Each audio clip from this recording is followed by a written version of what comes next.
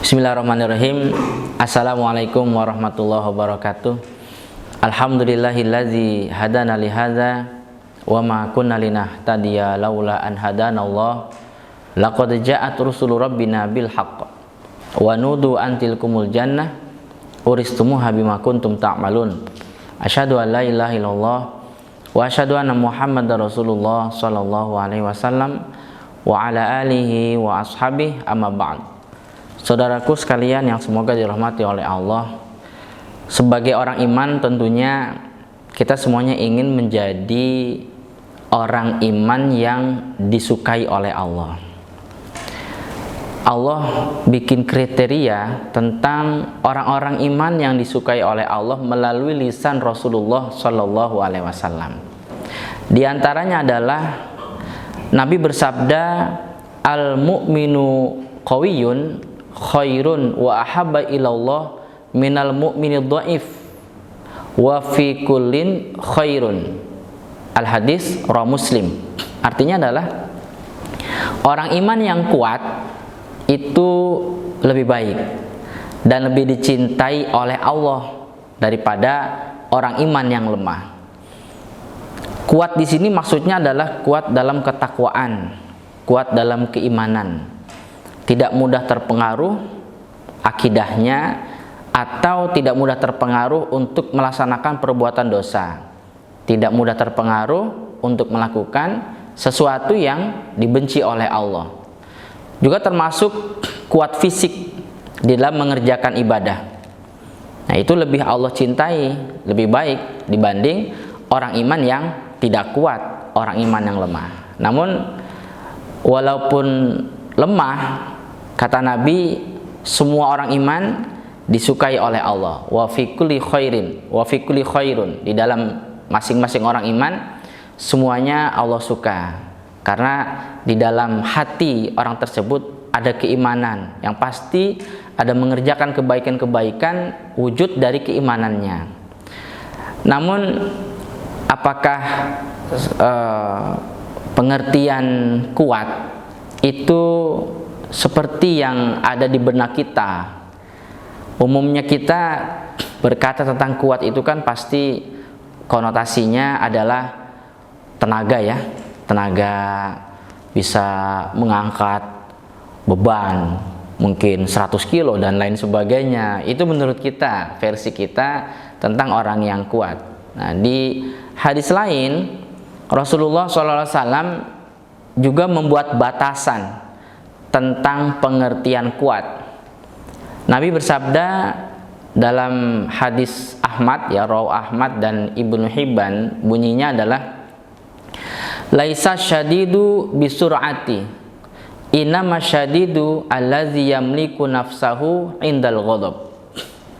Yang dinamakan orang kuat itu adalah orang yang bisa memiliki dirinya, bisa menguasai dirinya, maksudnya ketika sedang marah, bisa kontrol diri ketika sedang terpancing kemarahannya.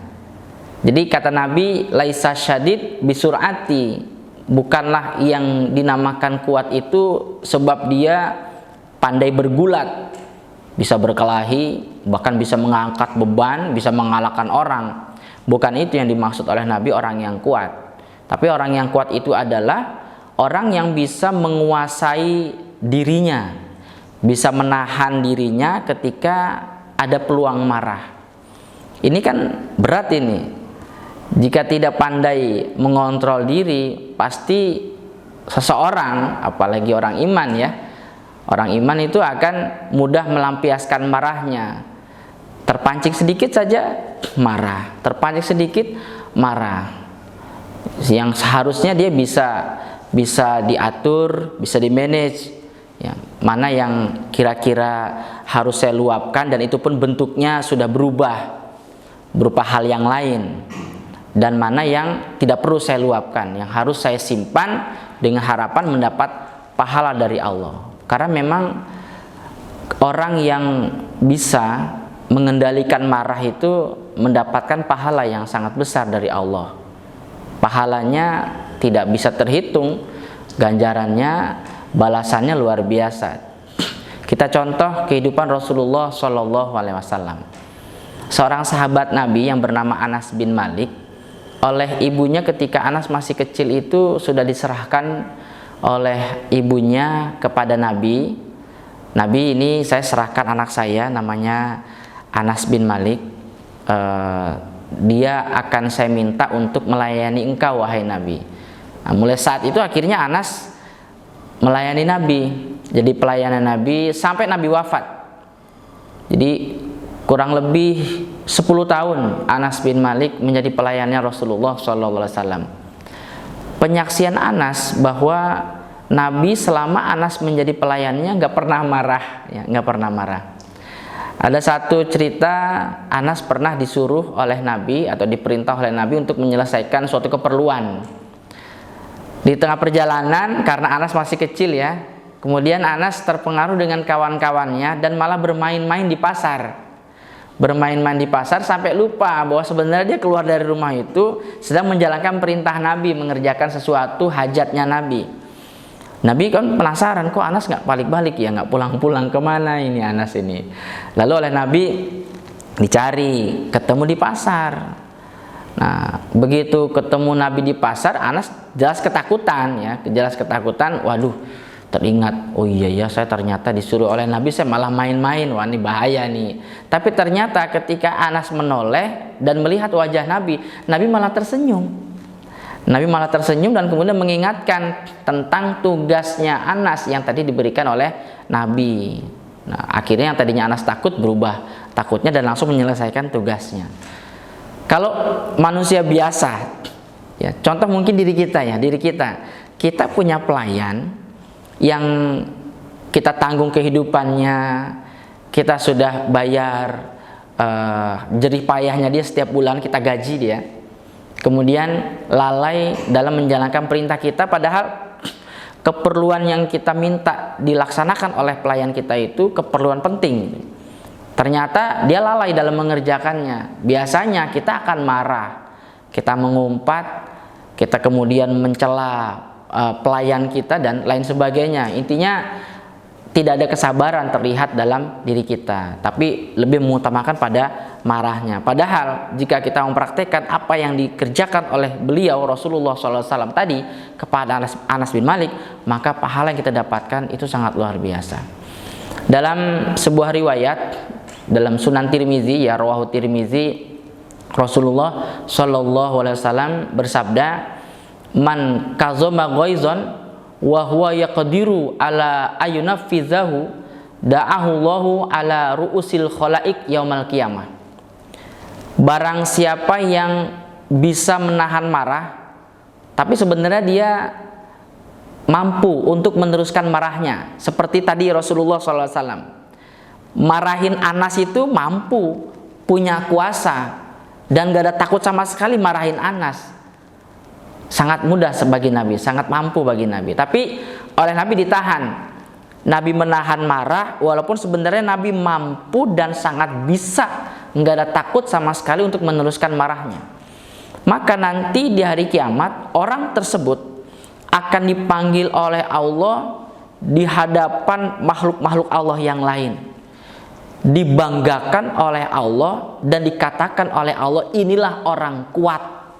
Orang yang bisa menahan marah, yang sehingga dengan apa yang dikerjakan itu Allah memberikan pahala yang sangat besar. Sama seperti akhlakul karimah.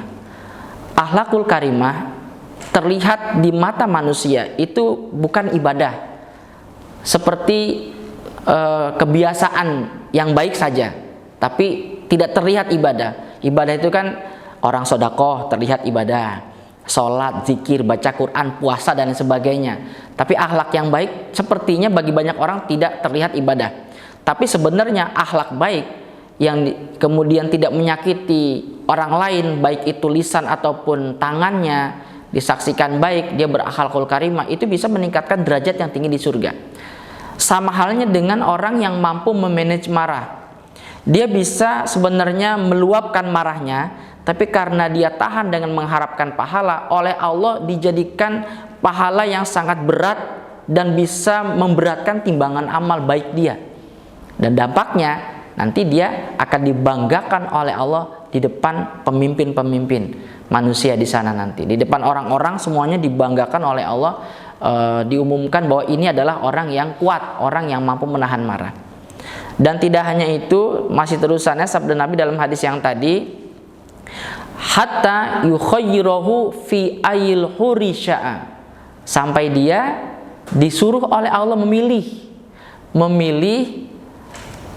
bidadari mana yang dia suka. Jadi sebab dia mampu menahan marah, memanage marah dengan niat karena Allah, walaupun sebenarnya dia bisa meneruskan marahnya, di samping dibanggakan oleh Allah di hadapan makhluk Allah nanti di hari kiamat, dia pun akan dipersilahkan untuk memilih bidadari mana yang dia suka. Kira-kira kalau sabda Nabi seperti itu, surga yang didapat oleh orang yang mampu menahan marah dengan niat karena Allah, kira-kira derajatnya tinggi atau derajatnya rendah menurut Anda? Ya, betul. Itu dia dapatkan adalah derajat yang tinggi. Nah, ini luar biasa. Jadi mari saudaraku sekalian, ini peluang ya, peluang bagi kita untuk bisa meningkatkan derajat yang tinggi di surga nanti. Di samping pahala, tentunya orang yang mampu memanage marah dan ikhlas sebab dia mengharapkan pahala, fisiknya jauh lebih sehat ya. Fisiknya jauh lebih sehat dibanding orang yang mudah marah ya, dibanding orang yang mudah marah. Kita perhatikan saja kebanyakan orang yang sering marah, kemudian raut wajahnya ini selalu cemberut aja, itu biasanya malah lebih dekat dengan malaikat pencabut nyawa biasanya ya, dibanding orang yang murah senyum, kemudian tidak gampang marah, akhirnya tampak lebih muda daripada umurnya. Jadi usia selnya orang tersebut lebih muda daripada usia fisiknya, usia aslinya. Nah, saya yakin insya Allah kita semuanya juga bisa melakukan hal tersebut, sehingga kita bisa menjadi seperti Abu Domdom. Memang berat tapi ya, seperti jadi Abu Domdom, tapi ya dengan kita latihan memanage marah, mudah-mudahan Allah kasih hadiah kita bisa menjadi seperti Abu Domdom. Nabi pernah berkata kepada para sahabat, alangkah baiknya di antara kalian ini ada yang bisa jadi seperti Abu Domdom, meniru perbuatan Abu Domdom. Kata Nabi, setiap pagi hari Abu Domdom mengikhlaskan dirinya dicemooh, dihina, digibah oleh orang lain. Dia langsung ikhlas memaafkan pada hari itu juga. Jadi seandainya ada orang menggibah dia sudah langsung maafkan, walaupun dia tidak tahu siapa yang menggibah dia, dan walaupun orang itu belum minta maaf, dia sudah maafkan. Jadi nanti di hari kiamat seandainya Abu Domdom diminta untuk merampas pahala orang tersebut, tidak dilakukan oleh Abu Domdom karena sudah dimaafkan waktu di dunia. Dan seandainya dijatuhkan namanya di depan orang banyak, Abu Domdom pun langsung memaafkan detik itu juga. Memang sangat berat ya, seperti sinetron. Tapi dengan kita latihan memanage marah, mudah-mudahan Allah beri kita rezeki, kita menjadi hamba Allah, menjadi orang iman yang benar-benar kuat yang dimaksudkan oleh Rasulullah Shallallahu Alaihi Wasallam. Demikian wahai saudaraku, semoga bermanfaat. Mohon maaf atas kekurangan. Assalamualaikum warahmatullahi wabarakatuh.